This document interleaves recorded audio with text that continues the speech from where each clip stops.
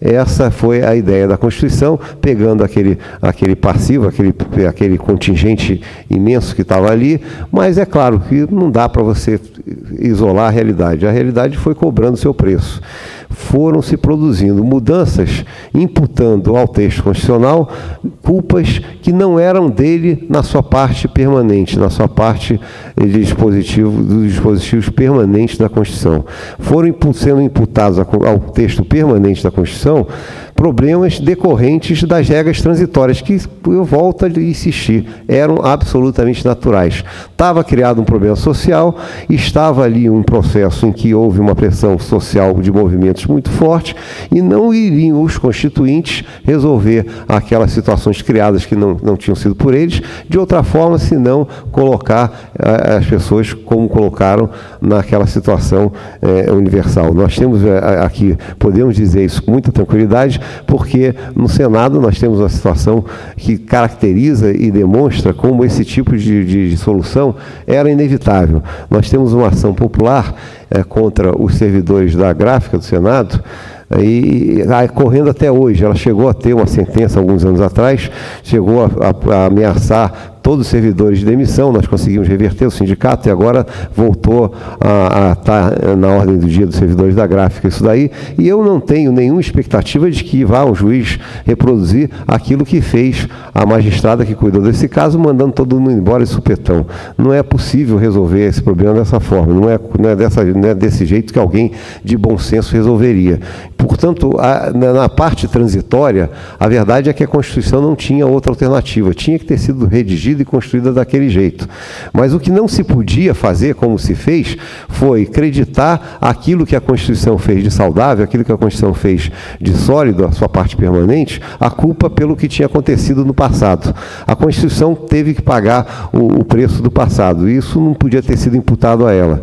E a gente tem todo esse quadro hoje constituído de situações que foram sendo produzidas ao longo do tempo. Participei, aqui foi mencionado, quando se disse meu currículo, de várias reformas que foram sendo produzidas, afastando a realidade do texto permanente da Constituição, aquele que era bom, aquele que daria certo, isolando-se os problemas do passado.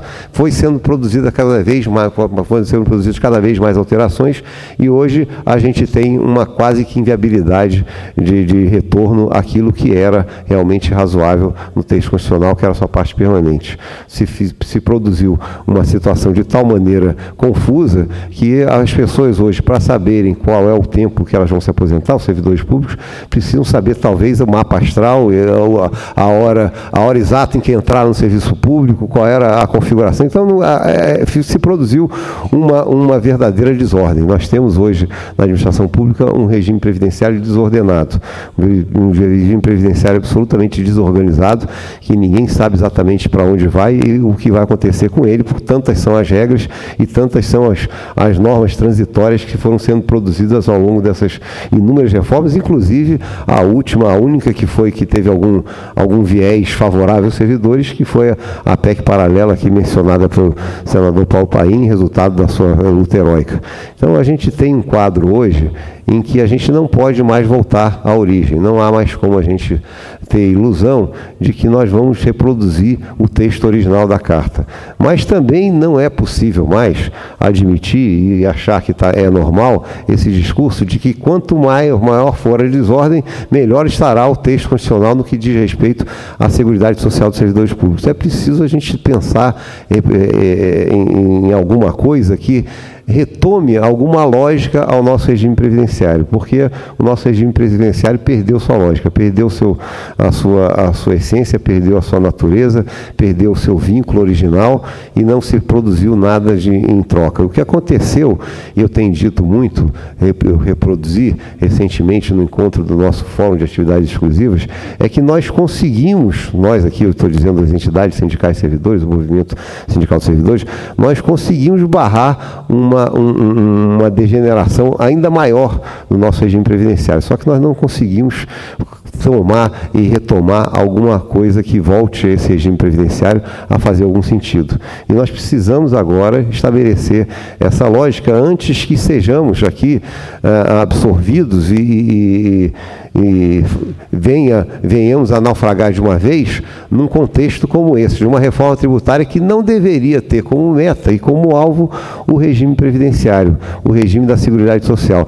A reforma tributária, e aí é que a gente tem esse questionamento, ela deveria ter um propósito de financiar a Seguridade Social e não de ela ser a vítima da reforma tributária. O que a gente percebe na maneira como está sendo conduzido, infelizmente o atual governo, com toda a sua origem social e com toda a sua preocupação social que a gente reconhece, eu não quero aqui fazer crítica em relação a isso, porque tenho que reconhecer que esse governo tem realmente, de fato, uma preocupação social, seríamos injustos aqui se a gente fizesse uma afirmação contrária, mas mesmo este governo, com toda a sua preocupação social, com toda a sua origem, ele não está conseguindo produzir algo diferente dos anteriores. Nós estamos mais uma vez embarcando num sistema em que, ao invés de financiarmos a nossa Seguridade Social, a Seguridade Social está financiando as outras atividades governamentais. Isso é um problema muito sério, porque não é para acontecer assim. Não é dessa forma que se deve encarar um problema como o da Seguridade Social, porque ela não é para financiar, ela é para ser financiada. O propósito dela é beneficiar as pessoas, não é dela se produzirem benefícios para grupos econômicos, para interesses que não fazem parte dos propósitos da Seguridade Social.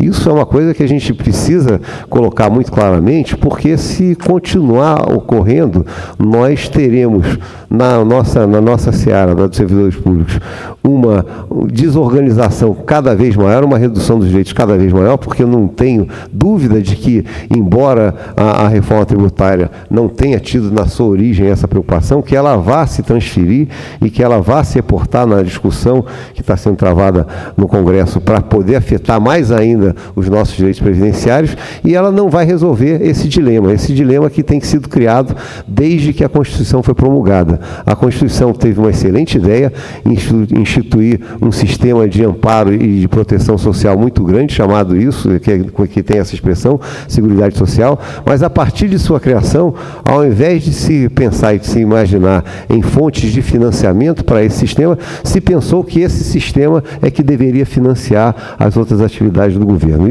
Esse equívoco original foi sendo agravado, e agora, mais uma vez, a gente pôde aqui, todos puderam ver, o doutor Bernardo, com toda a sua boa intenção, acho que é uma pessoa muito correta, um sujeito muito bem intencionado, mas não se consegue perceber isso daí. Parece que os economistas, eles têm a dificuldade de entender um problema social.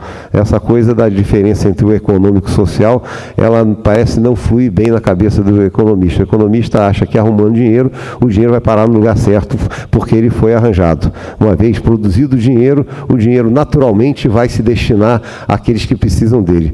E a gente não tem essa experiência, infelizmente, nesse país. Esse país parece que produz dinheiro, mas o dinheiro parece que não vai para quem precisa dele, vai para quem cada vez menos precisa dele, cada vez mais acumula riquezas.